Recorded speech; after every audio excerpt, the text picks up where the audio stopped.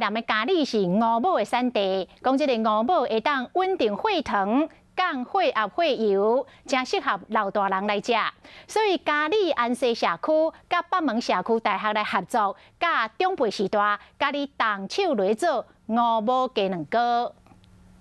安西社区发展协会和北门社区大学的时代做伙到嘉义的鸡卵糕工厂做鸡卵糕，希望时代会当伫厝内家己煮食，除了较卫生嘛较健康。如何打蛋白啊，打发泡，一直到完成烤箱烤出来，大家看到自己的成果哈，都非常的高兴。鸡卵糕嘛加入嘉义在地的听无菜，因为听无菜营养价值真悬，佫会当降血压。未来嘛来推广这项鸡卵糕，变做安西社区的特色。俺用嘉义非常特色的这个农特产品，就是牛蒡。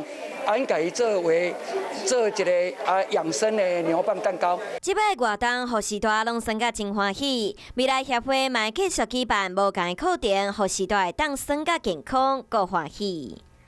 观众朋友，有一件事情不知道你们做了吗？